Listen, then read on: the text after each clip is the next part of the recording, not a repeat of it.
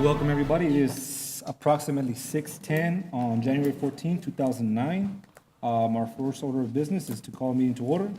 Item number 2, roll call and declaration of quorum. Espi Ochoa, present. Alex Cantu, present. Claudia Ochoa, present. Oscar Salinas here. Nereida Cantu, present. Mary Hernandez, present. Armin Garcia present. I do declare a quorum. Moving on to our next item, the Pledge of Allegiance. If everybody could please stand. This afternoon, we have Kaylee Delgado from Juarez Lincoln High School. I'm going to ask Mr. Estrada to tell us what Kaylee participates in, or maybe Kaylee can tell us what she participates in at Juarez Lincoln High School. I'm student council president. Wonderful. Kaylee's going to lead us for the pledge, so a big applause for her. I pledge allegiance to the flag of the United States of America and to the republic for which it stands, one nation, under God, indivisible, with liberty and justice for all. Accompanying you, Kaylee, was there anyone? Thank you to Juarez Lincoln staff. Thank you, Kaylee. You did a great job.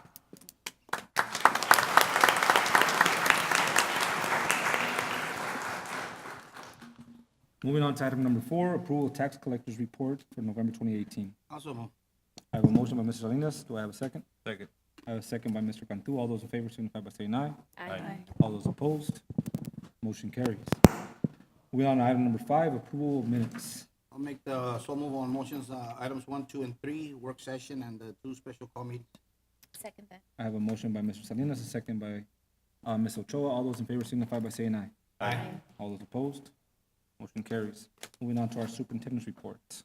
Under the superintendent's report, we have recognition of Salinas STEM early college students for participating in creating a top-performing app in the Congressional Challenge 2018 for District 15. And I'm going to ask Mr. Cantu and Mrs. Ochoa if you could step forward and help us recognize these students. We have Dr. Molly Ramon, who's going to help us introduce the students. Thank you. Good evening, President Garza, Dr. Benavides, and members of the board. It's my honor to share information with you regarding the Congressional App Challenge. The Congressional App Challenge is an official initiative of the U.S. House of Representatives where members of Congress challenge students in their districts to create an app. And so it's a major honor for the students to be recognized. And Congressman Vicente Gonzalez from District 15 recognized the following students from Thelma Salinas STEM Early College High School. And they are Elmo Garza. You'll step forward, Elmo.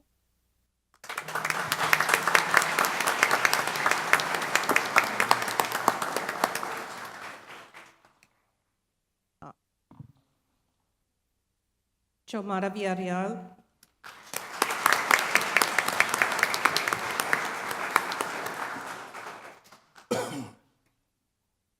Gerardo Garcia.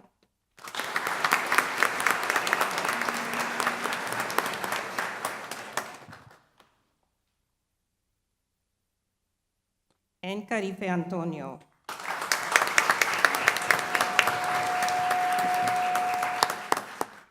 Their teacher and mentor is Mr. Guillermo Flores.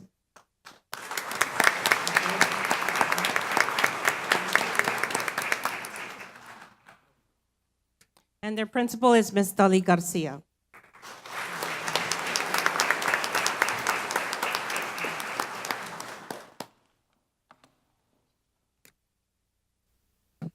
We're very proud of our students. They did receive acknowledgments from Congressman Vicente Gonzalez. They received the commemorative flag that you see in front of them and a letter from the congressman. They did write or create an app called Safe Pocket, and I'm going to have Elmo share the app with you. Elmo?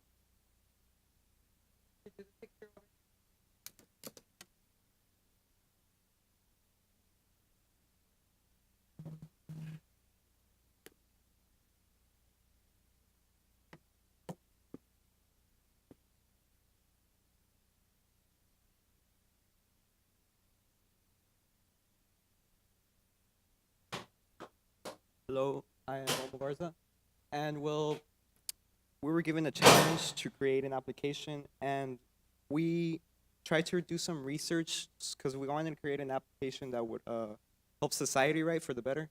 And we found out that 400 to 500 million people suffer from mental conditions, whether it be depression, anxiety, or any other thing, right? So we wanted to help them out, and we created this application that it helps them out a little bit. And well, basically, it's soothing, and it's something to relieve their stress so that they don't feel too pressured, whether it be from like outside sources, like could be family and school. And right here on our screen, we have 3 pictures, images. And when you click on one of these images, they make a noise. I don't know if you can hear it here. And you could put it there. It's kind of like an application that if you're feeling too stressed and you're trying to do work, you put on the picture and it relaxes you, right? And we have another option here. Let's say you're stressed out, right? You could play around with this little ball right here, and it helps you out, like to relieve your stress. Kind of, you all know what fidget spinners are, right? Fidget cubes. Well, this is kind of like a little fidget ball, and it helps you out. And we're still trying to improve on it to make it better and do a lot of changes to it so that way we could target a bigger audience and not just people who are suffering from anxiety and depression. Thank you.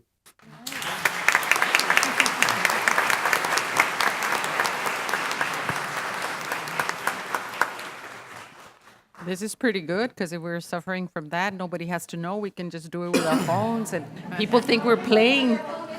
We're on the phone all the time anyway, so you all guys did a great job. Very, very good.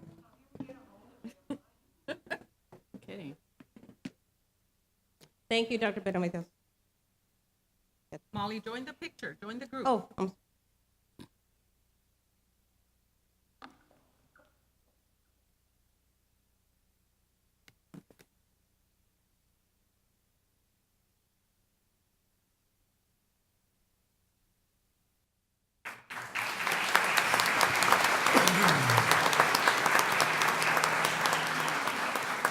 Congratulations to these fine students. They did a great job. Thank you, Dr. Ramon, Mrs. Garcia, and Mr. Flores for leading our students with a lot of creativity. This is awesome.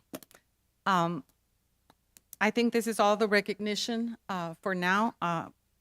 I didn't have the introduction for Kaylee, and I really believe that she deserves a real introduction. She did our pledge. She did a great job, but I'd like to share it with you.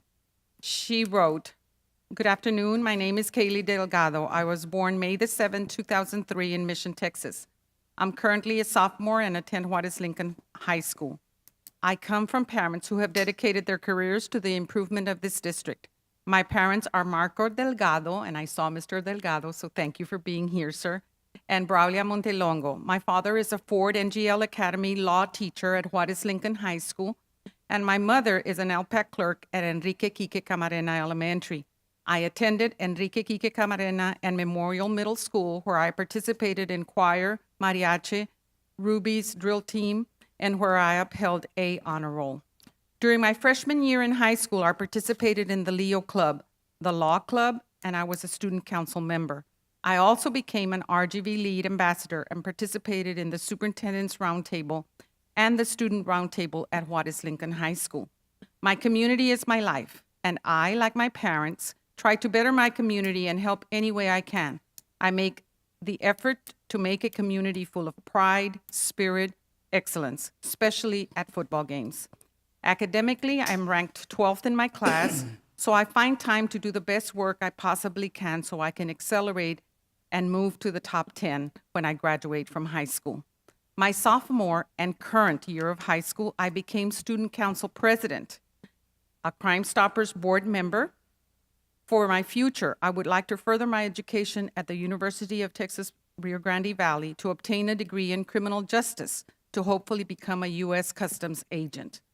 I'm looking forward to being able to serve where help is needed in the very near future. Once I am established and have accomplished all that a U.S. Customs agent would, I would like to then get a career in professional communication where I find it easy to talk to the public and interact and socialize with people that I've met. All in all, my goal is to help this community continue shining like a gem. when I asked Mr. Estrada if he could please introduce Kaylee, well, no wonder he couldn't do it. There was a lot to say about Kaylee. You've done well. We're very proud of you, Kaylee. Thank you so much.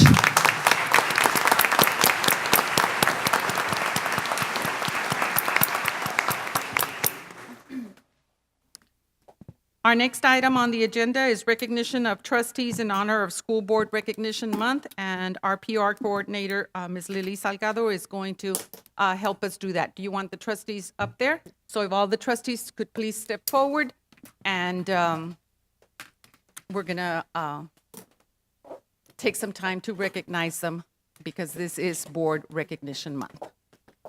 Good evening, Mr. President, School Board of Trustees, Dr. Benavides, and members of the audience.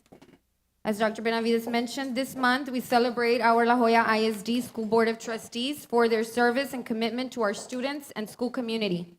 It is they who plant the seeds of success in our students, our schools, and in our community. Tonight, 21 of our campuses have put together student-made gifts to show appreciation for your dedication, hard work, and for voluntarily taking on the task of governing our schools. Each campus has brought representatives to present flowers and framed messages that they have been working on as a thank you for everything that you do. The first 7 schools relied on great creativity that stems from the hearts of the students to create unique flower arrangements with your favorites. The first presenter is La Joya ISD East Academy from Mr. Armin Garza, Principal Tony Sanchez.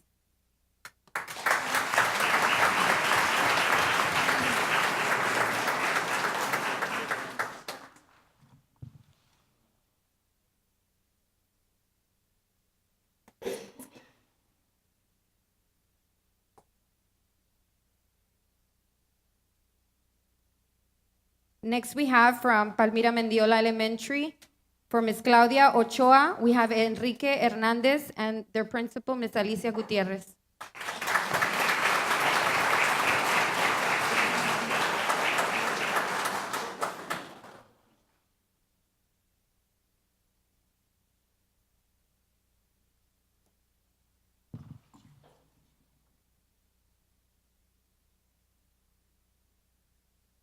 Tony, make sure we don't photobomb.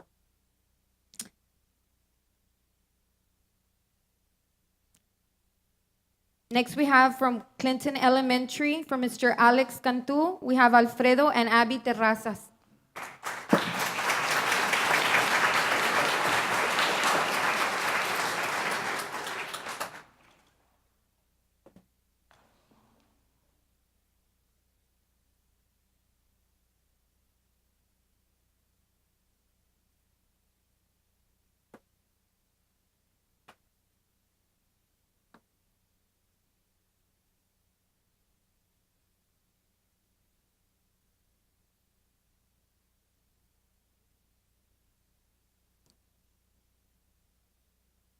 For Mr. Oscar Coach Salinas from Fordyce Elementary, we have Kayleen Reina and Jonathan Alvarado.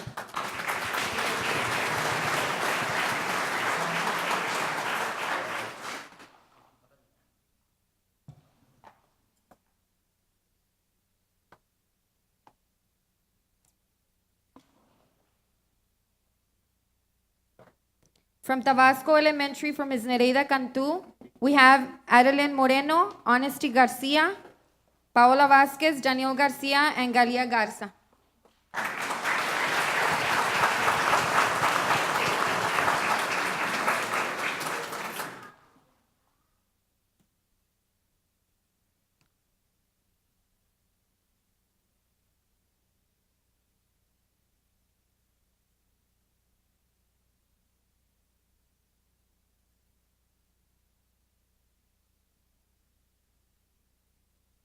From Enrique Camarena Elementary, from Ms. Espi Ochoa, we have Laisha and Gael Garcia.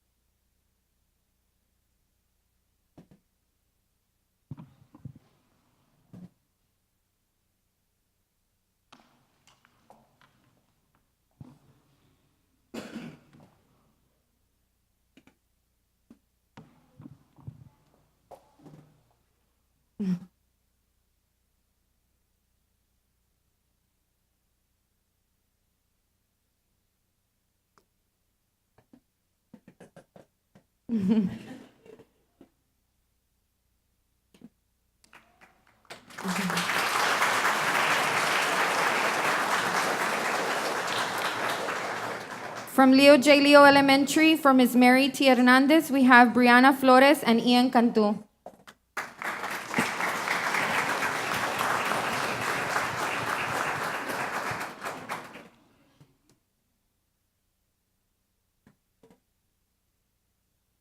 We have a special message from one of the students for Ms. Mary. On behalf of the Leo J. Leo Elementary Art Club, we would like to express our gratitude for your support of quality education for our district. In honor of School Board Member Month, we give you this flower pot, which represents your values. The tulips represent loyalty, devotion, modesty, caring, and above all, happiness. The 3 roses symbolizes a mother's love, affection, and guidance for her children. We thank you for your commitment and representation of our district. You truly are our Wonder Woman. Thank you, Leo J. Leo Elementary and home of Leo Scholars.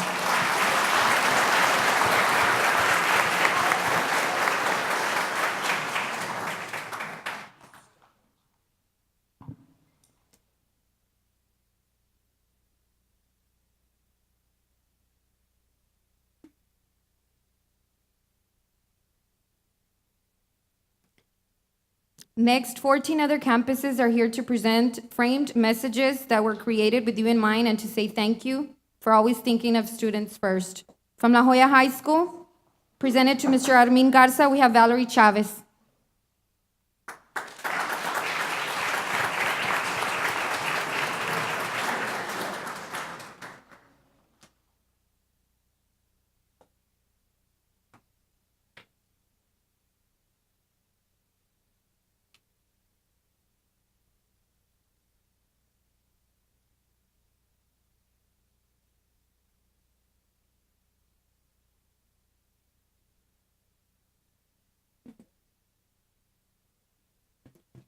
Also for Mr. Armin Garza, we have La Joya Juarez Lincoln High School, Kaylee Delgado.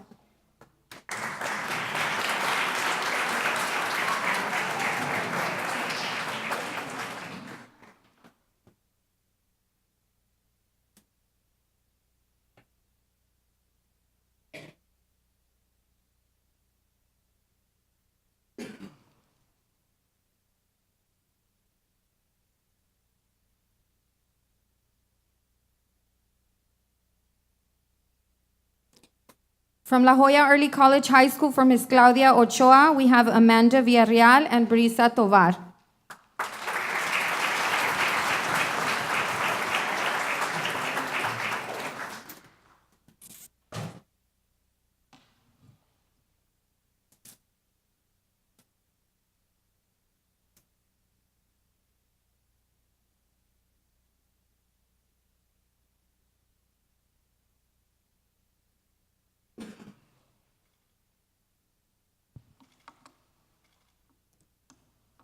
From Benavides Elementary, also for Ms. Claudia Ochoa, we have Alexandra Rose Salinas.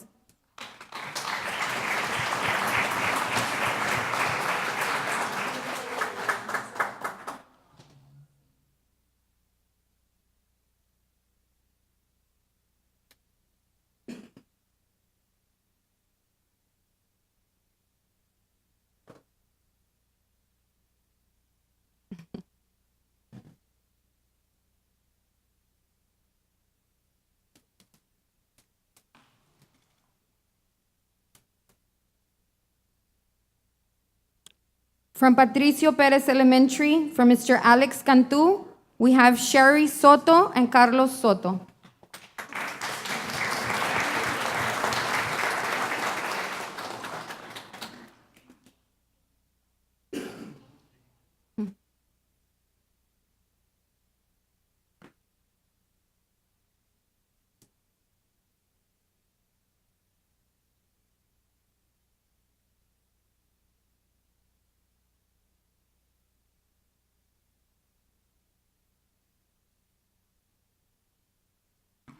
From Americo Paredes Elementary, also for Mr. Alex Cantu, we have Sofia Rosales.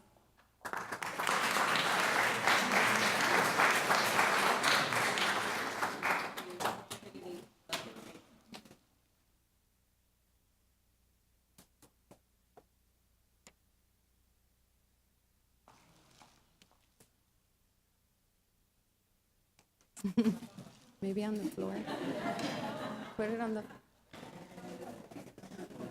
Yeah.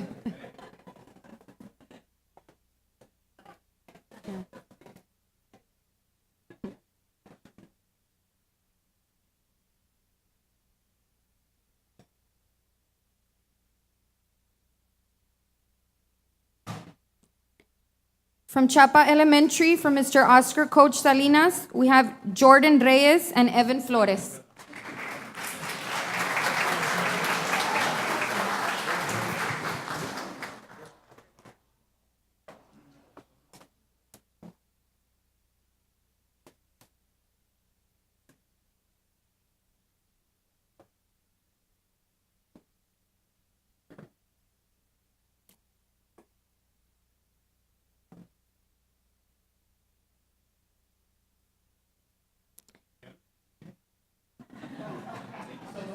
From Corina Peña Elementary, also from Mr. Oscar Coach Salinas, we have Caleb Walker.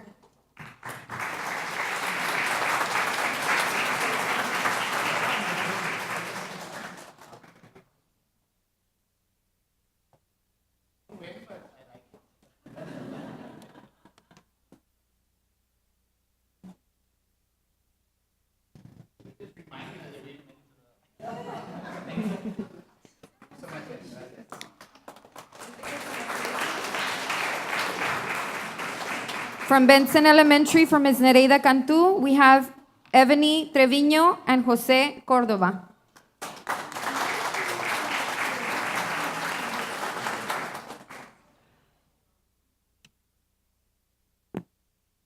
Good afternoon. My name is Ebony Trevino, and I am the Student Council President at Lloyd M. Benson Elementary.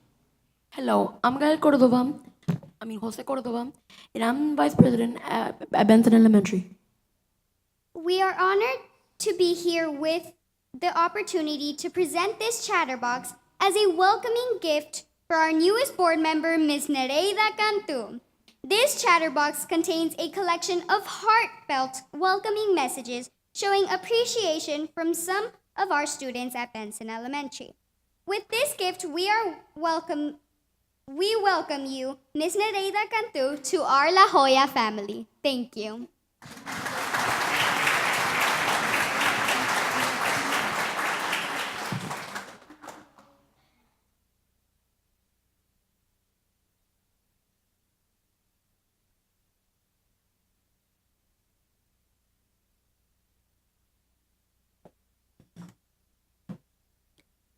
From JFK Elementary, also from Ms. Nereida Cantu, we have Jared Osuna and Faith Garcia.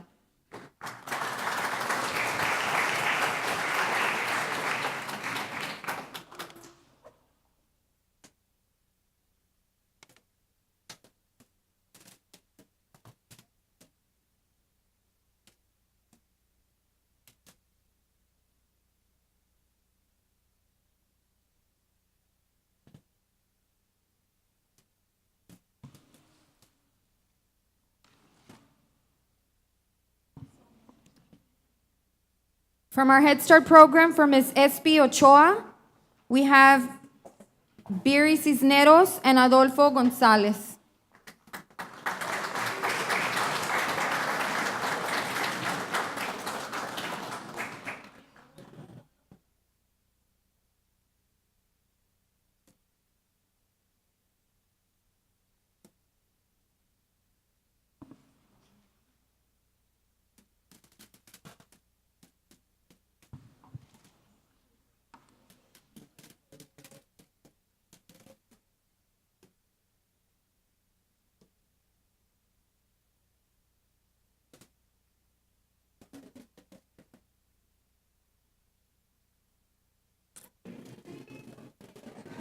Uh-oh.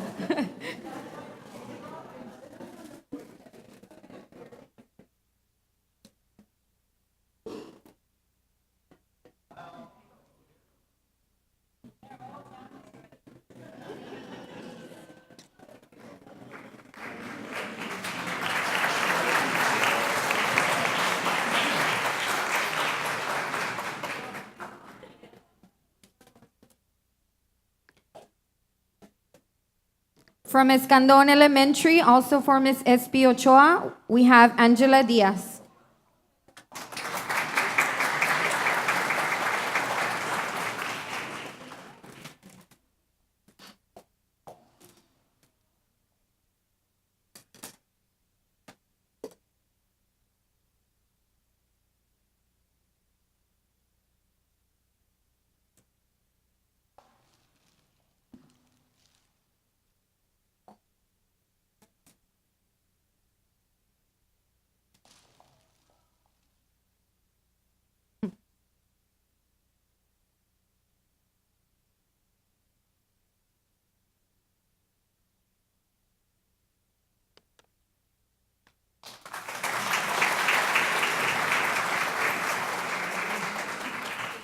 From Seguin Elementary, for Ms. Mary T. Hernandez, we have Roger Salazar.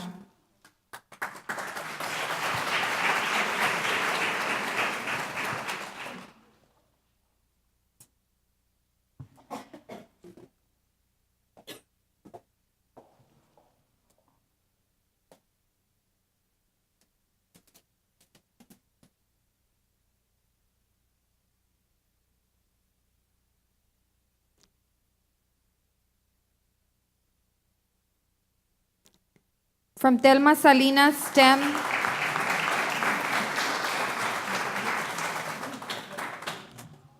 from Telma Salinas STEM Early College High School, for Ms. Mary T. Hernandez, we have Elmo Garza.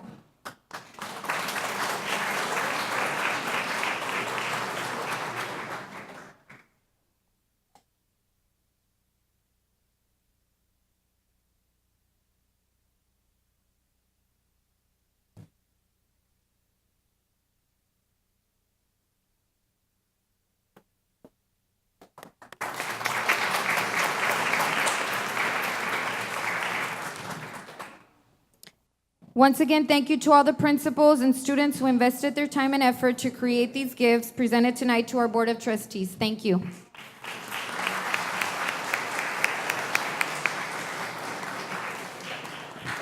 I know that we had several parents, and I know your creativity for the kids was great. The board members better have lots of wall space to display these beautiful frames.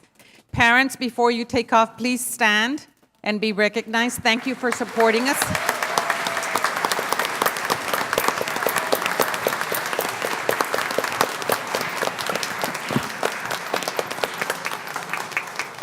Also, we had parents for the app challenge. Parents were here to support us. Parents, if you're still in the audience, would you please stand and be recognized?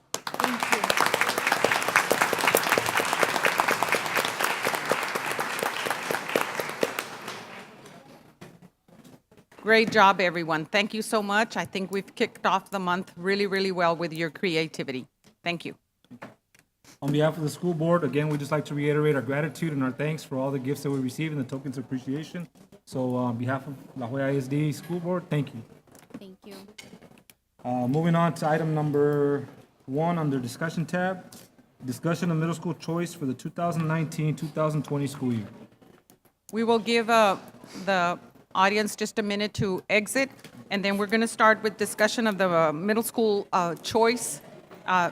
Dr. Gisela Sainz is going to make this presentation.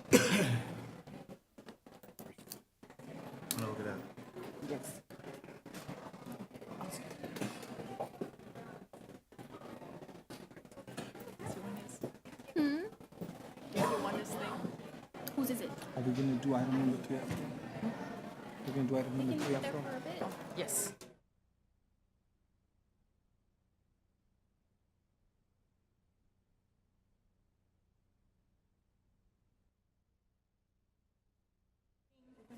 Good evening. Thank you, Dr. Benavides. Good evening, Mr. Board President and board members. And thank you for this opportunity to talk about all the wonderful choices that we're going to be able to offer our middle school students starting in the 2019-20 school year. Wait, just 1 minute, Dr. Sainz, because I think Yes. there's still.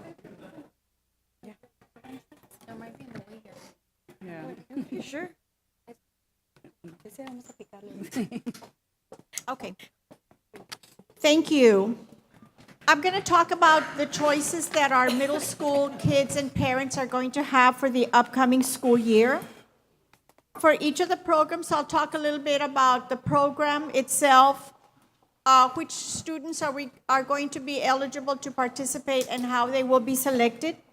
Board members, in your packet, you do have a 2-page attachment next to this board agenda item, and that's what I'm going to use for the discussion. That's on page 17. Thank you, Dr. Benavides. So the first school program that we're going to have is the Biliterate Bicultural program that we're going to have at Memorial School and Trevino Middle School. Through this program, students will have instruction in 2 languages, and this will make for a rigorous core curriculum. What we're planning is that they're going to have English language arts and Spanish language arts. Through the program, students will be able to communicate better and will be able to participate in a global society, socially and economically. We are planning to offer elective courses, a medical terminology course and an engineering course, and our bilingual department is currently working on this with professors from UT RGV to be able to offer this course to these students. The students that will participate are all the 6th grade students that participated in a dual language program in elementary. And so any student will be able to apply to go to either Memorial or Trevino Middle School that wants to continue in the dual language program. So that is the Biliterate and Bicultural Dual Language Program. The next one is the Leadership Program. At Cesar Chavez, Ann Richards, and Lorenzo de Zavala, we're going to have a leadership program that is going to emphasize leadership development and also building 21st century skills for students. This program will be for all 6th grade students that go to these schools and any other student that wants to transfer to one of these 3 middle schools to participate in the leadership program. We are currently evaluating different leadership programs. And so one of the things that the principals has said is that they want to implement the same program at all of the 3 middle schools. So we're currently looking into which leadership program we're going to be using. The next one is the Fine Arts, and this is going to be offered at Chavez Middle School. The Fine Arts program is going to be developed so that students have a seamless 6th through 12th grade Fine Arts program. It's going to be focusing on students that would like to pursue a fine arts degree or a career. And so what we're hoping is that these students will transition into the La Jolla High School Academy. We do have a Ford NGL Fine Arts Academy at La Jolla High School. So we're hoping that the kids that begin at Chavez Middle School will transition into the La Jolla High School Fine Arts Academy. We're also looking at elementaries because currently we do have JFK, Camarena that have a STEAM program, which includes art, and we have Zapata, and we will be adding Leo that will begin fine arts instruction at elementary.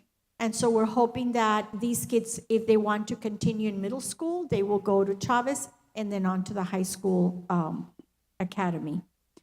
For this program, it will be all 6th, 7th, and 8th grade students that are enrolled in the fine arts programs at Cesar Chavez Middle School. And any student that wants to transfer. And any student that would want to transfer to that school to be part of that academy.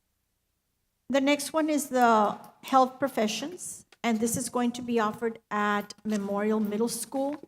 This will be a small learning community school within a school model. It's going to feature a curriculum that's going to place students on a career to a medical profession. We plan to focus on building strong partnerships with members of the medical community, such as hospitals, pharmacies, and other healthcare facilities, so that they can support our teachers and our students at the school. We're also looking into a medical, having an elective course on medical terminology. to offer these students. And we would like these students to make a transition into the Academy of Health Science Professions once they reach 9th grade. So this program is going to begin with 6th grade only for the coming year, and then eventually we'll add 7th grade, and then 8th grade, and then hopefully transition them into the Academy of Health Science Professions. Students will need to apply for this academy because it will be a school within a school that they apply, but any upcoming 6th grader can apply to attend this academy. So that is the Health Professions Academy that's going to be at Memorial Middle School. Then we're going to have the STEM, Science, Technology, Engineering, and Mathematics, and this will be at Irene Garcia Middle School and at Dr. Science Middle School. This also will be a small learning community, school within a school model, and their instruction is going to have STEM themes throughout. We also are beginning with 6th graders for the upcoming school year and then adding 7th and 8th grade as we go. And we would like this to be a bridge into the T-STEM academies that we currently have at each of the comprehensive high school. And further than that, we would want it so that our elementary kids that are experiencing a STEM curriculum, for example, JFK, Camarena, Clinton, and Garza Elementary, that if they would like to continue the STEM field, then they would go into Irene Garcia and Dr. Science Middle School, and then transition into the state T-STEM academies at each of the high schools. So that is the path that we're looking to build for our kids, beginning at elementary all the way to 12th grade. This program is also going to offer a specialty technology course. 6th grade students will need to apply, but any upcoming 6th grade student can apply to attend one of the 2 STEM academies.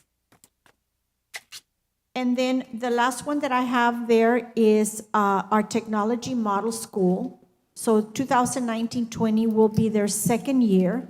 Teachers at Salinas Middle School will continue to integrate technology into lessons, to increase engagement for students, to vary the learning needs, to offer collaborative problem solving and authentic learning experiences. Salinas Middle School does implement the SAMR model, which is a model that is supported by the International Society for Technology and Education. Teachers there have gotten a lot of training and will continue to work with Salinas Middle School so that they increase their technology integration. Currently, all 6th, 7th, and 8th grade students participate, and will continue to do that. Does anyone have any questions? I have a question. Sure. On the schools within the schools, what is the criteria on how many kids are we going to accept to those academies? When we spoke with the middle school principals, we are not going to put a cap because we hopefully will have a lot of interest and we'll try to accommodate as many students. So currently, we are not thinking of a number of a cap. There might be some criteria. We still have not discussed that sufficiently with principals to determine what the criteria might be, but we definitely do not plan to cap it. Dr. Science, so Yes. the school within a school, would that be like designating a hallway or like how? Depending on the number of students, what it might look like for a 6th grade would be that maybe half of their teachers would be STEM teachers and half of them might not be STEM teachers. And so we're planning that. One of the things that we have talked about and discussed with the principals is that as we begin to do the training, and that's going to be beginning this spring semester, we plan to train all of the 6th grade teachers. And so it might be that in one of these schools, we might have all the 6th graders because the demand might be that we do. So just to be ready, we're going to be training all the 6th grade teachers as if all of them will be T-STEM teachers.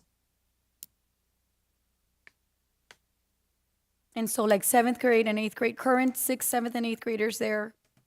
They're not going to be part of the model, but again, and these are preliminary conversations that we've had with the principals because we still have a lot of work to do.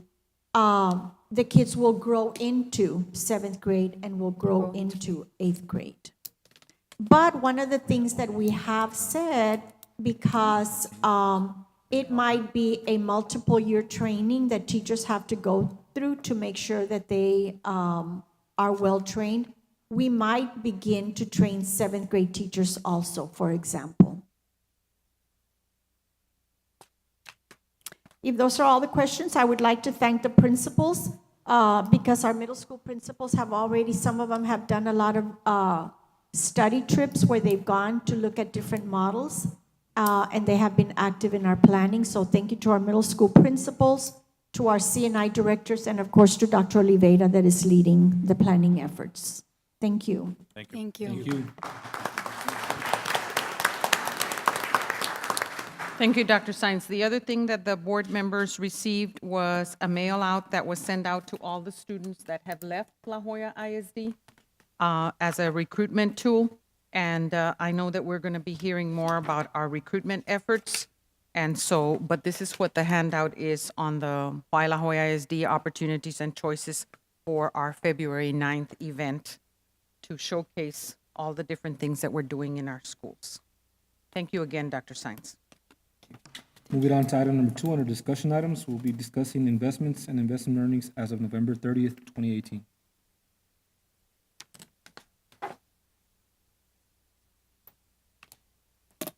Mr. Vela will lead us in this discussion. Thank you, Dr. Benavides. Mr. Board President, members of the board, Dr. Benavides, ladies and gentlemen, we come before you with the investment report as of November 30th, 2018. I'd like to direct you to page 20.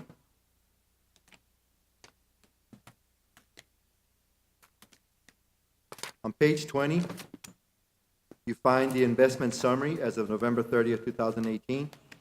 The general fund on November 30th had $76,800,113. The general fund reserve had $7 million. The debt service fund had $235,000. The workers' comp fund had $12,800,000. The unemployment fund had $2,653,000. Health insurance fund had $2,346,000. The food service fund had $1,441,000. The merit scholarship fund had $173,000. The tax collection fund had $2,458,000. The print shop fund was negative $3,500. Howling Trails Golf Course had $93,714. The Sports and Learning Complex had $3,000. Total investments as of November 30th, 2018 was $106,003,845. That was basically our cash balances as of November 30th, 2018. Any questions on our balances? If not, I'd like to direct you to page 33. On page 33, you have our investment earnings. From September 1st through November 30th, the general fund had earned $406,000 in interest. The debt service fund had $765. Workers' comp fund, $77,600. Unemployment fund, $15,295. Health insurance fund, $9,500. Food service fund, $1,900. Merit scholarship fund, $226. Print shop, $8. Howling Trails, $11. And sports and learning complex had $2. Total investment earnings for September, October, and November was $512,000. Those are investment earnings for the first quarter of this school year. Any questions on the investment earnings? If not, Dr. Benavides, that concludes my report Thank you, Mr. on the Vela. investment earnings. Thank you. Moving on to item number 3 under discussion items, update on the Sports and Learning Complex. For this report, we have Mr. Victor Garza, Director at the Sports and Learning Complex, who is going to lead us in this discussion.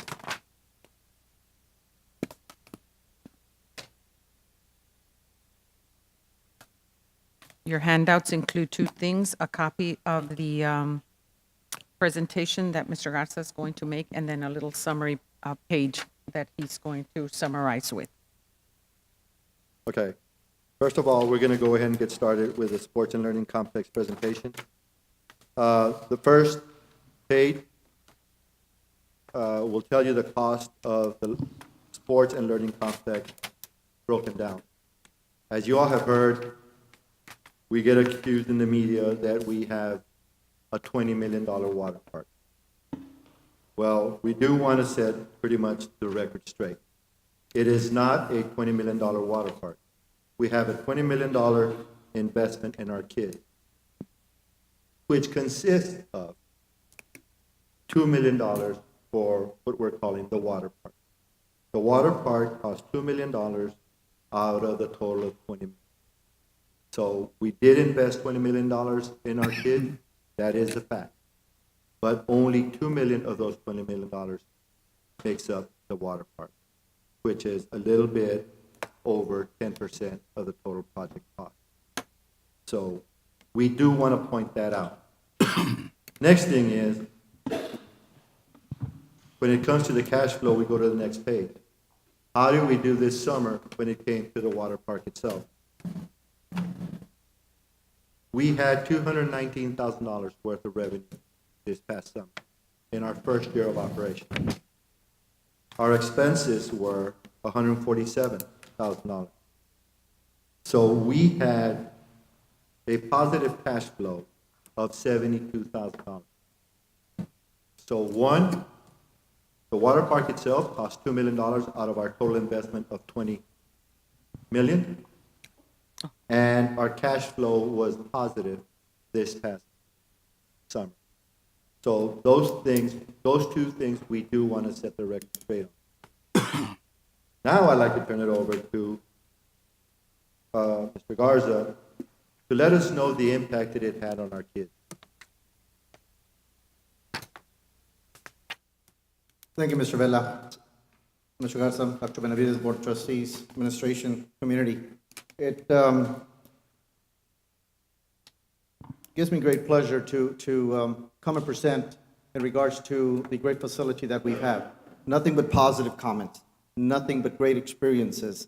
And I'll share with you as we shared that April cold afternoon when we met, or morning, when we met breaking ground or ribbon cutting of our mission in regards to the Sports and Learning Complex.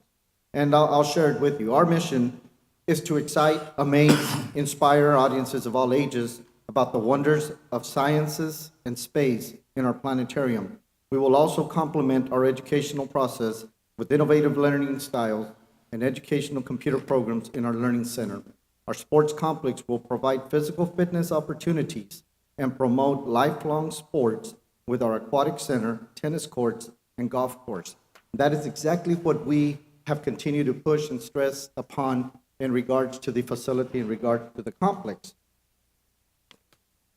Next page we have, and you'll be able to see the summary in regards to the number of people that have joined us in this short period of time at the complex. The Natatorium Aquatic Center, we've offered learn to swim lessons to more than 1,600 La Jolla ISD fourth graders. We just completed that the later part of the fall, which was an excellent, a tremendous experience. We had about, I'm going to guesstimate here, about a little under 200 that did not get parental permission, which was okay, that was expected. But other than that, I'm going to say that we had over 92% of our students that got their learn to swim lessons. From those students that got the learn to swim, 99.9 learned to swim in the week that we had them with us. They got their certificates based on the credentials, on the skills required by the American Red Cross, and we were proud to test them and give them their certificates. So along with that, we were able to provide those opportunities, life-saving skills that they might have not gotten because they were fourth graders. They might not get. We also had 400 last summer that we provided. So if we combine from the inception of opening our facility, we have provided an opportunity of life learning skills to over 2,000 of La Jolla ISD community members so far, which is to me a very, very positive impact in regards to a life-saving skill. And to us, that is a great, tremendous accomplishment that we've had. Along with it, as you know, we facilitate athletic practices for our high school swimmers.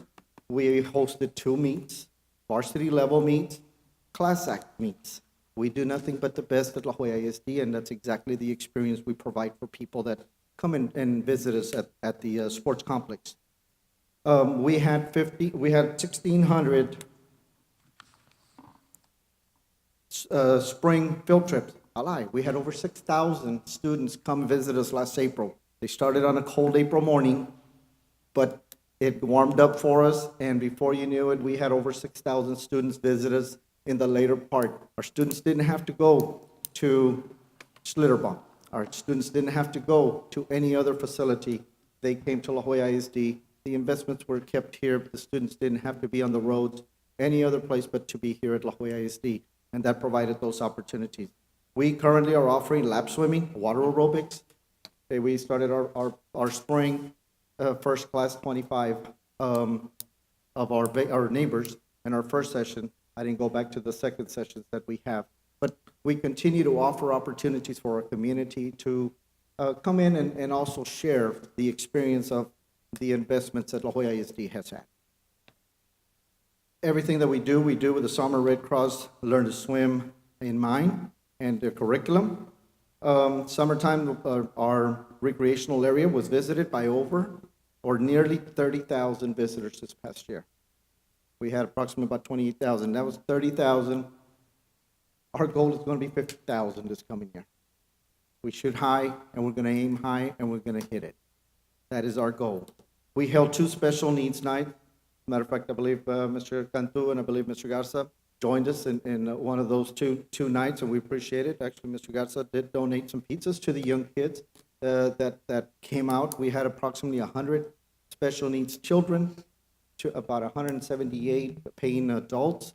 We had over 500 in combined on both, offered the opportunity of these children that would never, ever have experienced even being in a lazy river in the conditions that they did. We provided that. La Joya ISD provided that. We had people from Brownsville to Roma to Laredo, but the great majority were La Joya ISD students. We have one of our head lifeguard is a lifeguard instructor, certifier, and we are starting next week. We're starting certifying our own lifeguards. We offered opportunity, thanks to our human resources, working together with Dr. Trevino. We helped give employment to approximately, I believe it was 58 lifeguards, 14 cashiers. So those students, and most of them were students, were able to get a summer employment with La Joya ISD in the summer.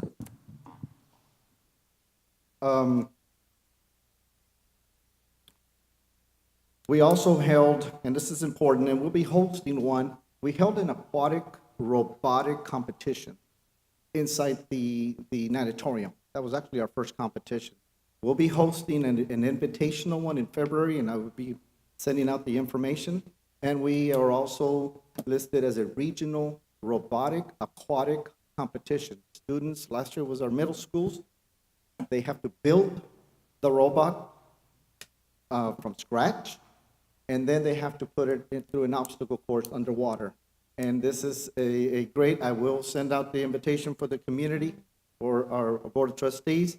This will be in the month of February. Great experience that we had last year in regards also there with the Aquatic Center.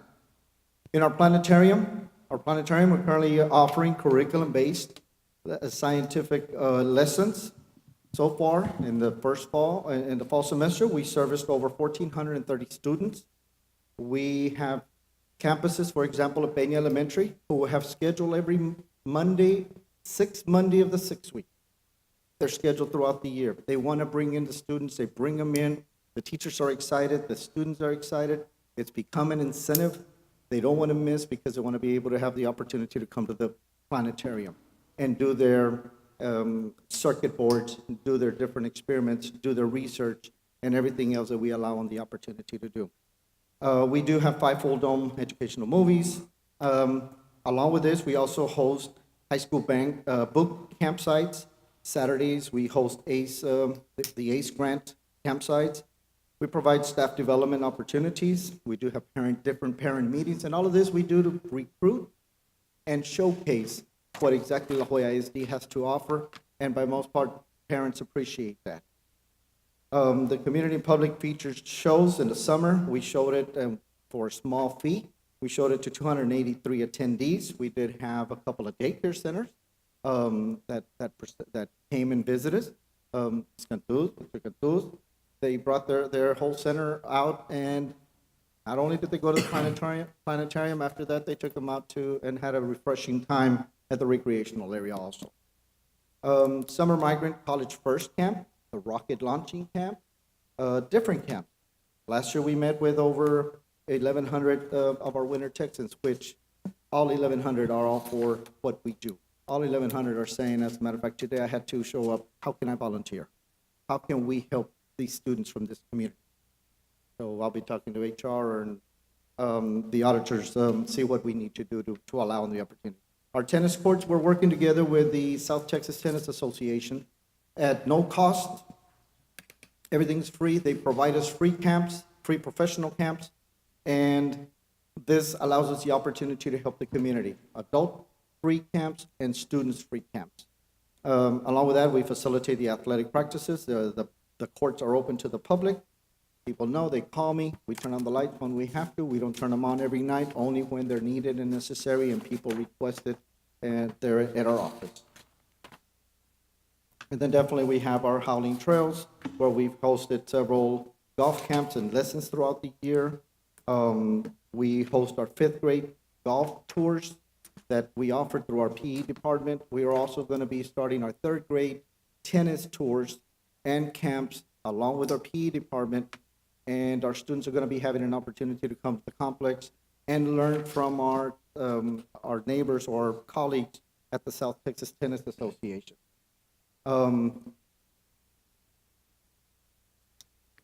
We host several tournaments throughout the year. We host summer camps, summer youth tournaments open to the public, and the list goes on.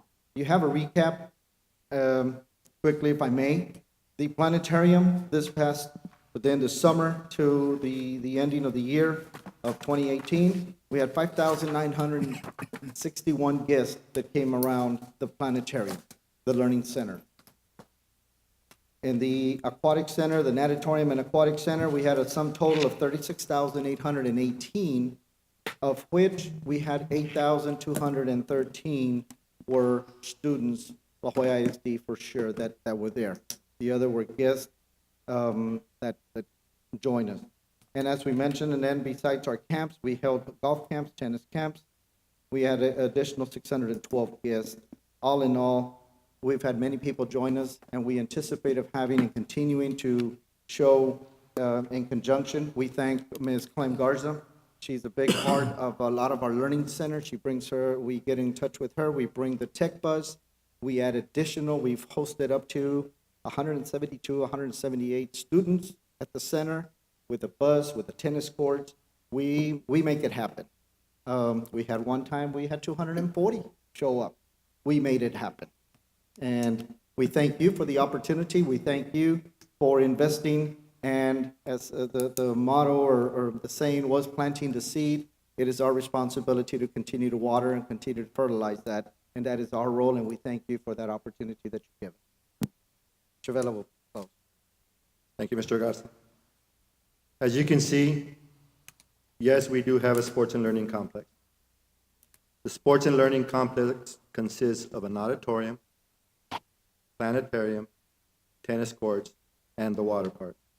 It is a $20 million investment, but out of those $20 million, only $2 million goes to the so-called water park. And that is the type of impact it has had on our kids. Okay, any questions? I would just like to say, I don't have a question, but I'd like to say, first of all, Mr. Garza, to you and your team, thank you so much. The board did place those resources for our students, but all of you all have worked together diligently and making sure that those resources are in the hands of not only our students, but our staff and our community. And I like the way how it has evolved in such a short time. And even though we get criticized, I think placing a price tag, if we can bring the opportunities to our students, it's priceless. I am a taxpayer in this district, and so I don't mind investing in the future of our community. And I know we have a lot to still do with the natatorium and the golf course and what have you, but I think all of you have done greatness in such a short span. And I'm really looking forward to a couple of years from now, what it's going to evolve. I do believe that we need to market it and advocate for ourselves. I think this is something that, yes, it is the envy of many districts. Maybe perhaps in the future we can open it up, and bring those districts to us and so they can invest and we're looking at money, because everything is about money, but I think there's a bigger picture to all of this. I believe too that perhaps one of the days that it's La Joya ISD at the legislation, that we set an appointment and meet with our own legislation and go over through all these PowerPoints. I mean, Mr. Garza, Mr. Vela, I don't think we should have, we did not rush it tonight. We were very explicit in explaining. And I'm glad that y'all took that time and being direct and forward in things that we do for our community. And again, I say, and I probably will be criticized, but I think years back when I was on the board and it was brought to us, and we had a vision of what could be done for our district, for our students, I think those individuals that played a role back then, I think in the best opinion, because back then our fund balance was healthier, I think we did the right thing. I have no regrets. And again, I thank you all for seeing this vision come through and what more it has to come. Thank you so much again for everything. Thank you, Mr. Vela and Mr. Garza. Thank you so much. And I think that what I'm looking at is such a short period of time, and you've done wonders with it. So again, hats off to you and your staff and Mr. Vela. And like Ms. Ochoa was saying, I mean, I think it's more of an envy thing, because here we have the Houston area, the Austin area, and all those which are the people that are out there criticizing us, and theirs are bigger, and they spend more money on it with the fact that they don't have the issues that our kids have here. And like you said it yourself, a lot of our kids can't go to Schlitterbahn. A lot of kids can't go to San Antonio. That's something that they are able to do here during the weekend with their parents, but at the same time, we're providing jobs for our high school kids and kids around the community. So thank you so much. Muchas gracias por todo lo que haces. One of the things I wanted to add as well is that, I went over to one of the nights with the special needs nights, and it was very heartwarming to see all those kids getting the opportunity to go in there and, providing the assistance to make it happen. That was something that, it makes you proud of it. Now on the legislative and stuff like that, I think our representatives need to do a good job of representing us, because people that get elected to the board get elected to make the right decisions, and whatever the decision was made at the time, I'm sure it was for the right reason. So I truly believe that our legislators should be fighting for the areas that they represent, and I hope they do that in this coming legislative session that starts it already started, as a matter of fact. Yes. But thank you, Mr. Garza, for the work that you do there at the natatorium. I just wanted to add, thank you, Mr. Cantu and Ms. Ochoa, Mr. Salinas, for your words, and thank you, Mr. Garza, Mr. Vela, and your staff. But I was able to witness Cavazos Elementary fourth grade students, and just, you said it well, Ms. Ochoa, you don't put a price tag to kids that are able to learn to swim at an early age and feel self-confident and feel that they have accomplished a great thing. And to see that, I remember when we had the ribbon cutting for the Sports and Learning Complex, I'll take all the criticism.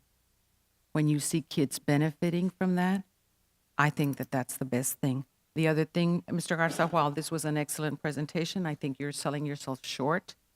I think where you have your golf numbers, I think that you need to include, because we've been doing the golf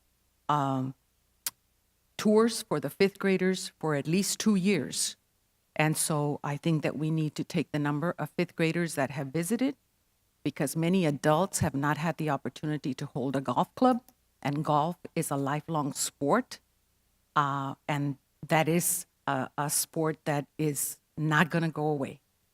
And so just giving kids that opportunity, something else to be able to write about and to be able to say that they've been and they've golfed, I think is just another opportunity for kids. And so don't sell yourself short. And I'll go back and we'll get Include we'll those get numbers. Yes, because I think that our fifth grade kids are very lucky. I'm happy that we're going to include our third graders.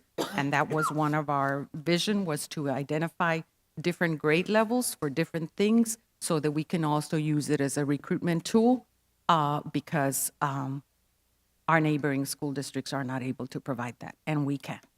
So, And not only that, Coach Garza, but I know that you'll attest to this. But aren't we really good in golf? We have a lot of kids that have gone to state and had scholarships and in swimming and diving.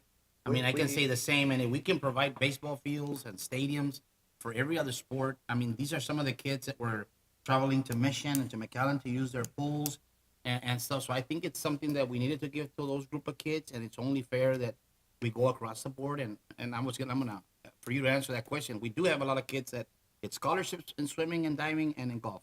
we just had a student from Palmview High School that was given a full scholarship to Texas A&M in Kingsville, and she just got, what is her name? Last name by Silerio. Okay.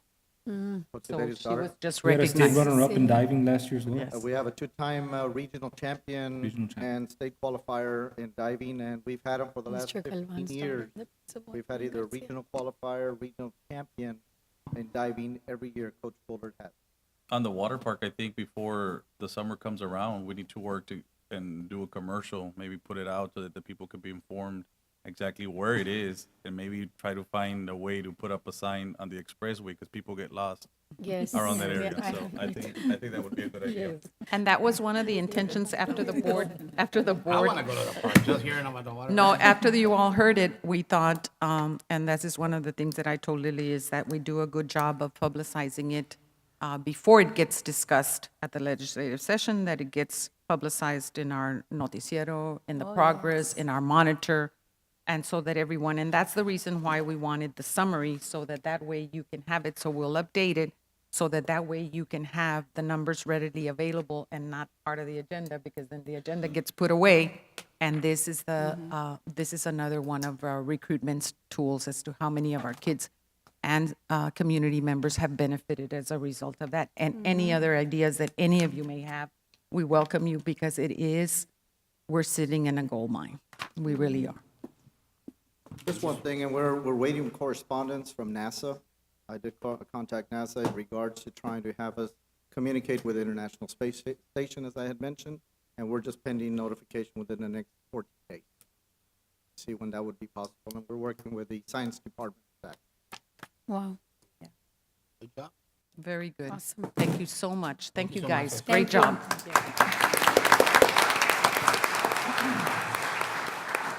Thank you for that update. Moving on to item number 4, discussion of student marketing strategies and recruitment efforts. For this, we want to thank our Board of Trustees, because we've been given support to do some marketing, and this presentation will be twofold. I know Mr. Villarreal is going to tell you a little bit about our strategy for the next 6 weeks and what we're going to be doing. And then Ms. Belinda Garcia is going to be telling us a little bit about what she's found in the past months of what parents are saying and where we need to focus on. So, Mr. Villarreal? Good evening, Dr. Benavides, President Garza, and the rest board members and community in here in the building. Thank you for taking your time. Gonna briefly go over, y'all have this sheet right here, Page 37. page 37 of your packet. And this is a spring recruitment protocol in order to increase enrollment and student success at La Jolla ISD, and in cooperation with Administration and Finance, our Facilities Department, Human Resources, Curriculum and Instruction, Marketing Department, and Student Services Department as well, with Dr. Benavides' blessing.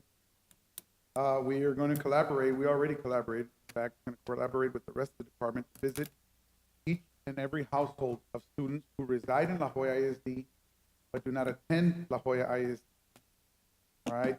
And we're going to visit, we believe that by visiting these parents and students, this campaign will enlighten our community about what La Joya ISD offers. And you already heard the planetarium, you heard the nanatorium, you heard about all the wonderful learning experiences that our kids are going through. And we need to bring more of them to our district. We firmly believe that technology, having teachers that are fully certified, having climate control transportation for all students. We have bar none, UIL athletics, and of course our fine arts department. We have one of the beautifulest fine arts department in Dr. Science Fine Arts Department as well. Free and reduced lunch, as well as dual enrollment at the high school level, which is what many private schools, including our neighboring School of IDEA, does not offer their students, and we do. We're going to document and log all conversations that we have with the families and students, and then we're going to address them with the parents immediately. We're going to come back and as a team and meet with central office staff and find solutions to best meet the needs of the students, and of course sell the district in a positive light so that we can bring our kids back. The purpose at the top, to improve student enrollment, high school graduation rates, which Ms. Bert Pettis will go over a little bit with you. The overview, each team will receive withdrawal list of approximately 30 students. Okay, so we're gonna have about 33 teams, and there's about 3 people per team, females and 1 male, and we're gonna hit over 350 square miles, La Joya ISD and what it encompasses. Our campaign will begin January. In fact, this month, we're going to meet with the departments here at central office, and we're going to be doing it for about, we're going to be blocking and campaigning for La Joya ISD for the next 6 weeks. Our goal is to encourage the parents, of course, get their students to enroll here, and there's 4 simple steps.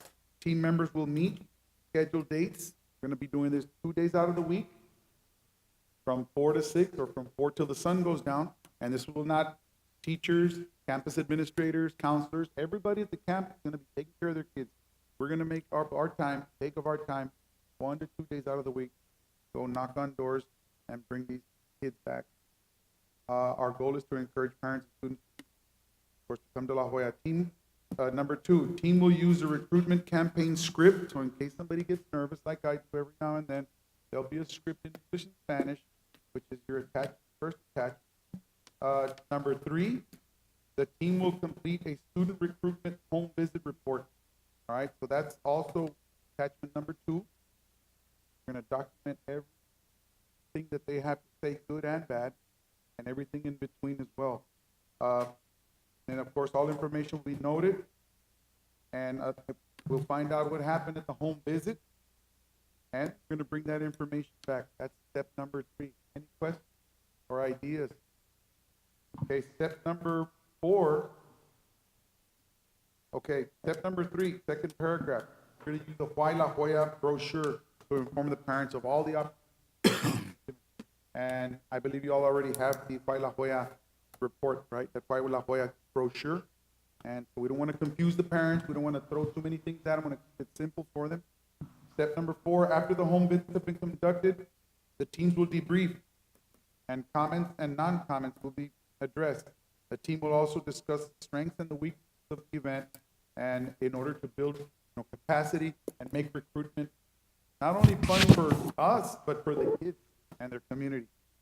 Once all student recruitment home visit reports have been completed, the teams will fill out the student recruitment retention logs. We're going to log this as well at every campus, and we're not only going to keep it, put it in a log and put it away, we're going to look at it, study it, and recruit.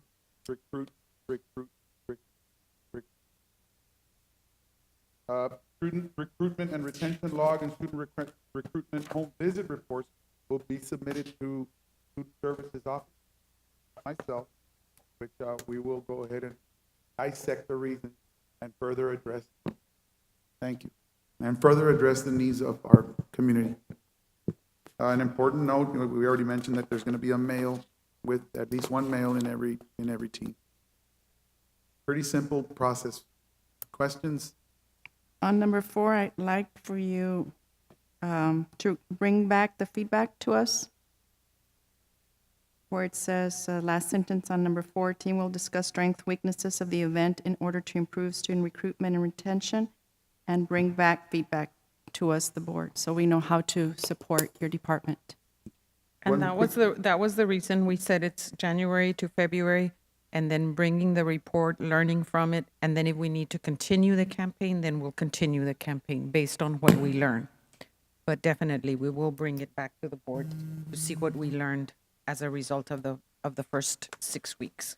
I know that Dr. B has brought up some numbers to us, that we're losing 14.7 students on a monthly basis. Are we making contact with any of these students, see why they left, what's going on? I mean, who's going out there and checking to see? We where- have reasons, and we'll present them to you all at the next meeting. It's a Yes. little, have we looked into doing any incentives? Maybe, I know that some other districts, not districts, but I want to say schools, they use incentives to bring back recruitment of kids. Have we looked into anything like that? Maybe We do give incentives for attendance. No, but he's talking about, for Recruiting. example, like if you bring, 3 students I think if I'm not back- mistaken, I think staff members get incentives for bringing in Yes. students. back. We had a family who, well, I'll be the fifth on that one, but we had a family on 107 who left to IDEA, 2 girls, and she gave us the reasons why she didn't want, and I won't get into depth on details here, but yes, we did a little bit of thinking out of the box, and Dr. Benavides agreed, and that family ended up bringing 3 more kids.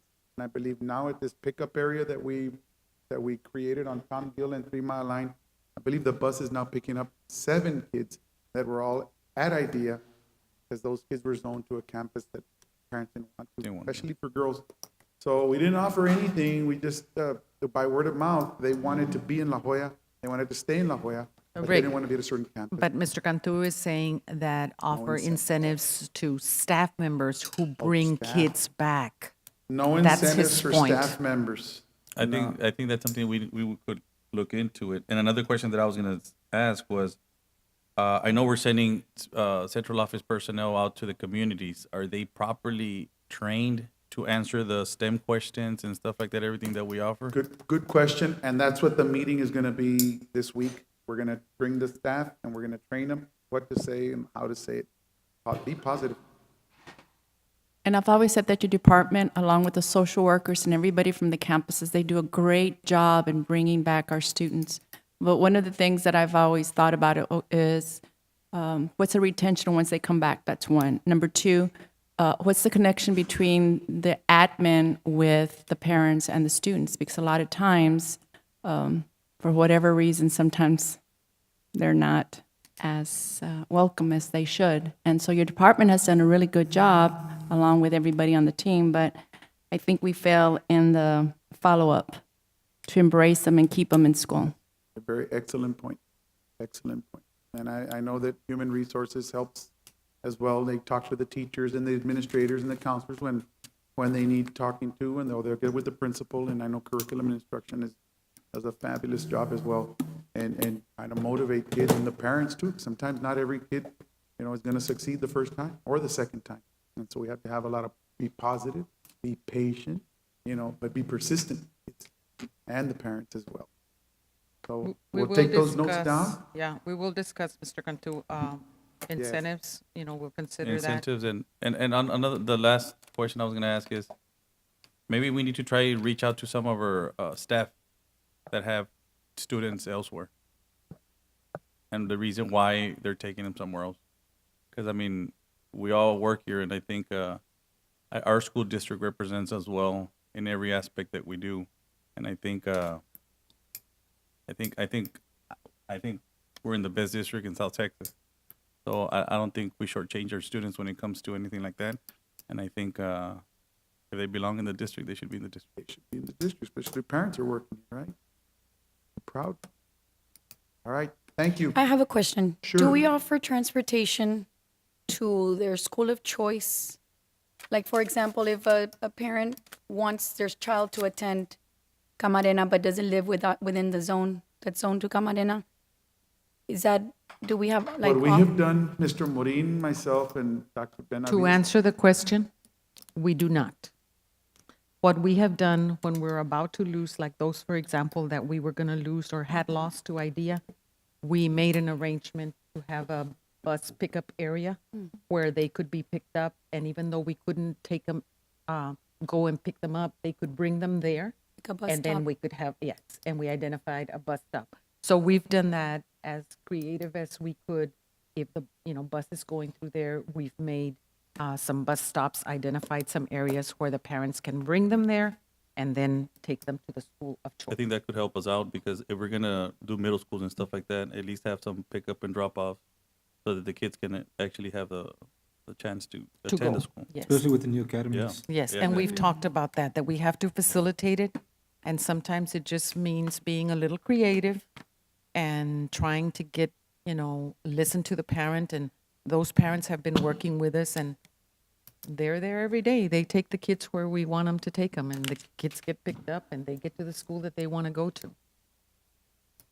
Are there any more questions at this time? Again, we appreciate you and your efforts, and we just ask that you continue to be innovative and thorough in your recruitment efforts. Thank you. Thank you, Mr. Vargas. Thank you, Mr. Villarreal. Ms. Garcia is going to give us just a little update. She was hired with the idea of looking at students at the high school level, at the academies, and using the academies to recruit kids to come back. So tell us what you have found. Correct. Good evening, President of the Board, the Board of Trustees, and Dr. Benavides. Of course, as Dr. B mentioned, I am the Academy Marketing Specialist, so I was hired to promote our academies and to also bring back some of our students. I've been helping with student services with Mr. Villarreal to do so. So a little bit of what we've done since I've been on board. This past November, a list was generated of students who have left our school district, and those have different codes on them, whether they've left or no-show, they've left the state, et cetera. We make contact with the parents and ask them a few questions just to make us aware of the situation, because every case is by a case-to-case basis. So we have a form that was generated. It's on your screen. I don't know if y'all can see it. Just with basic questions on why they left, how many students left, what grades they belong to, and what their situation was. Once I get that information, I then forward it to Mr. Villarreal, and he makes contact with either the school that they attended or want to attend and the parent as well. While speaking with the parents, I make them aware of the various options that our school district has to offer. Of course, our academies are number one because that is something new and that is something that not very many school districts have. So we also make them aware of our fine arts programs, our extracurricular activities, and also give them options of our special schools if they're lacking credits, et cetera, if they're in the high school levels. Social media is also a free gateway to our parents that they can look to at any time at their convenience. So we have done a lot of Facebook Lives. I'm sure you've seen them popping up on your Facebook feeds from our various school events as well as extracurricular activities to try to entice those students that have left to want to become part of La Jolla ISD again. We also have done TV interviews with Channel 17 that have played on our TV station, on our YouTube stations, and of course our school district Facebook and Twitters. In addition, we've also created newspaper advertisements in the Progress Times, the Monitor, and our own noticiero to entice those that have left, to show them of what we're doing with our academy students and what they can gain from joining one of our academies. Also, last spring, our academies department took our show on the road, so to speak. We went to the Palmview flea market, one of those nights that they have, I don't know if it was Wednesday or Friday, to speak to parents about what our school district has to offer, as well as we went to Walmart and to Juniors on 107. We had a lot of positive feedback. We went with the intention of just sharing information about our academies, but when we got there, We saw that a lot of parents had questions about our elementary schools and our middle schools, so that could be something that we look into for this spring semester. So going forward, our academy's recruitment kicks off at the end of this month and into next month.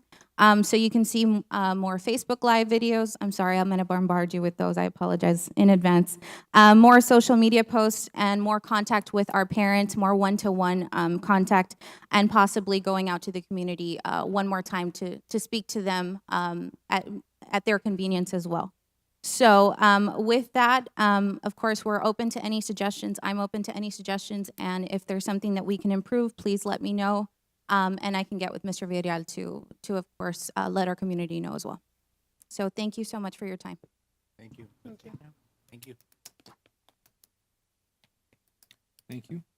If there are no questions, we'll be moving on to item number 5, discussion of our annual dropout rate and 5-year comparison.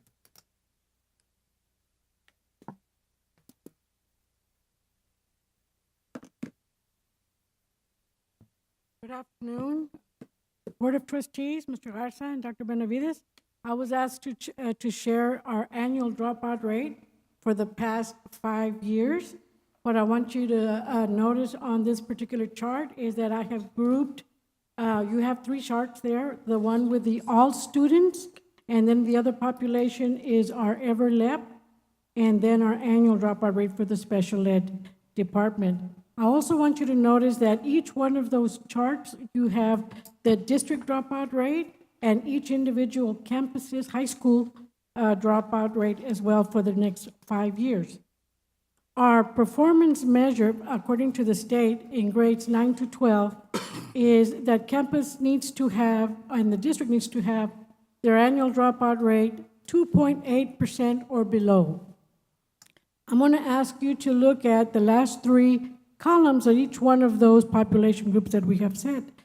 In 2015 and 2016, for the class of 2016, La Jolla ISD had a dropout rate of 3.1%.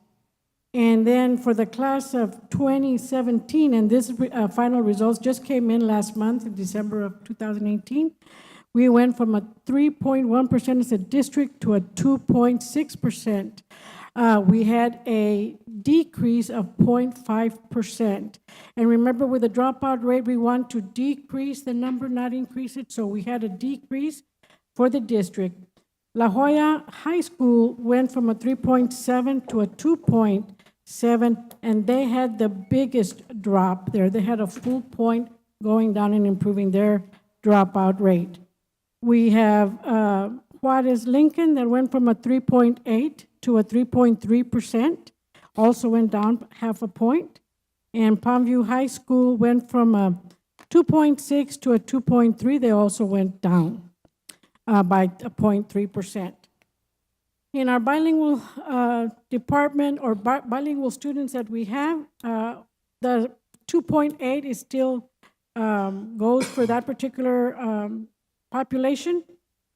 We do have a high population dropout for our EverLab students, but we did have some decreases. If you look at the district, we went from a 5.2% to a 5%, and we dropped 0.2%. La Jolla High went from a 5.7% to a 5.5%, and they also had a drop of 0.2%. Juarez Lincoln went from a 5.6 to a 4.9%, and they had the biggest drop in our EverLab population with a 0.7%. Palmview High School went from a 3.8, and they went up in their dropout rate to a 4.9. So they actually went up 1.1% in their bilingual or EverLab population. In our special ed, La Jolla as a district went from a 4.0 to a 2.6%. We had a drop of a 1.4% below the performance level, which is great. La Jolla High again went from a 5.9% dropout rate for the class of 2016 to a 0.5. They had a gain or the biggest drop of a 5.85% there. Juarez Lincoln went from a 2.0% to a 4.7%. They went up 2.7%. Palmview went from a 4.3 to a 2.4%, and they went down 1.9%. So overall, as a district, we are below the performance level of 2.8, which is fantastic because we're 0.2% below the performance level. What we do as a department to try to retain our students once we get them is to provide mentoring service. We usually assign a mentor to our students that we feel that are potential dropouts or at risk of dropping out. And those mentors meet with those students at least once or twice per week, and they hold mentor logs. We also have counseling sessions for them. And those counseling sessions are both in-house, and we also employ an outside agency that come in and talk to the students once a week. We also have with the help of the CTE department. We offer CTE after-school programs for all our kids, right? So that we can retain them in school, because sometimes kids want to learn how to weld and how to do auto mechanics, and in order for us to keep them and graduate them, we offer this program after school with the help of the CTE department. To promote post-secondary education, we take our students at West and East Academy to STC so that they can see the opportunities that they have at a college level. And then we take them back so that they can register. This past December, we took 34 students from both East and West Academy, and they all got registered for the spring semester. So they will be attending STC this spring. We also provide conferences for those kids at East and West Academy, where we bring in, to promote post-secondary education, to promote them to attend school. We bring in a bank, we bring in IBC Bank to tell them how they can manage their money. We bring in STC again to talk to them about financial aid. And we bring in Hope Family Center to talk to the students about how to handle stress when they go out into college. And so these are different things that we do. As far as what do we do when the kids leave, how do we retain, how do we keep track on those students? We have 10-day follow-ups where the attendance clerk or the social worker or the graduation specialist picks up the phone and follows up on where are you at? How come you're not coming to school? And so we have those. So we do phone calls, we do home visits. Whenever we have a student that has been identified as thinking about dropping out, we automatically have a one-on-one conference with them so that we can encourage them to stay in school. Ms. Perez, because you all have showed a great job with all the decreases, my only recommendation would be for you to get together with the directors for Palmview High School, since they went up, and then also for Juarez Lincoln High School, since they went up for the special ed, Palmview High School for the English language learners, and just evaluate what's being done with that particular With those two group, populations, so yes. that we can show the same kind of decreases for those two populations. And we hope that when we get our results for this coming year, they will be just as good. Thank you. Thank you very much for your Ms. work. Perez. Yeah. Moving on to our next item, public comments. Do we have any at this time? No. We have no public comments. Moving on to consent agenda. Can I entertain a motion? Second. I have a motion by Mr. Salinas, a second by Mr. Cantu. All those in favor signify by saying aye. Aye. All those opposed? Motion carries. Under item A, contracts, we have no items. Moving on to item B, bids. Under item B, bids, they're all under consent agenda. We'll be moving on to item C, business and finance. Item number 1, application for contractors payment request number 17 for the La Jolla SD LED light project. A motion by Mr. Salinas. A second by Ms. Ochoa. All those in favor signify by saying aye. Aye. All those opposed? Motion carries. Moving on to item number 2 under business and finance, application of contract payments number 18 for La Jolla SD LED light project. Have a motion? Can I entertain a second? This is something that has already been done. Second. I have a motion by Mr. Salinas, a second by Mr. Cantu. All those in favor signify by saying aye. Aye. All those opposed? Yes, the answer was yes, Ms. Ochoa. Motion carries. Moving on to item number 3, application and certificate of payment of contractor's fee number 2 for La Jolla ISD Jimmy Carter Early College High School renovation project. So moved. I'll second, Ms. Ochoa. I have a motion by Ms. Ochoa, a second by Mr. Salinas. All those in favor signify by saying aye. Aye. Aye. All those opposed? Motion carries. Moving on to item number 4, application and certificate for payment for contractor's fee number 2 for La Jolla ISD HVAC replacement project at the Performing Arts Center. So moved. Second. I have a motion by Ms. Ochoa, a second by Mr. Cantu. All those in favor signify by saying aye. Aye. All those opposed? Motion carries. Moving on to item number 5, comprehensive annual financial report for the fiscal year ending on August 31st, 2018. So moved. A motion by Mr. Salinas, a second by Ms. Ochoa. All those in favor signify by saying aye. Aye. All those opposed? Motion carries. Moving on item number 6, allocation of 2019 assessments for the La Jolla Independent School District. So moved. A motion by Mr. Salinas, second by Mr. Cantu. All those in favor signify by saying aye. Aye. All What those is- opposed? I have a question. What is this? Yeah. What is it? Appraisal? Oh, okay. The fee that we have to pay the appraisal district, and it's divided into quarterly, Mr. Vela? Yeah. Under tab number D, instruction and student services, everything was under consent agenda. Moving on to item number E, human resources, we have no items. So at this time, pursuant Government Code 551074, 551071, and 551072, we move into executive session at 7:47 PM. Okay, we're back, it is 8:48, and we are now exiting executive session. Mr. President, under letter H, items 1, 2, and 3, I would like to make a motion for approval as discussed in executive session. I have a motion, can I entertain a second? Second.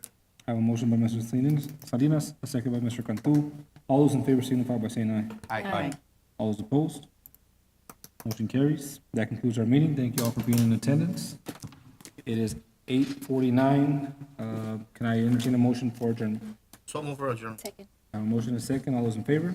All those opposed? Meeting adjourned. No, quiero otra.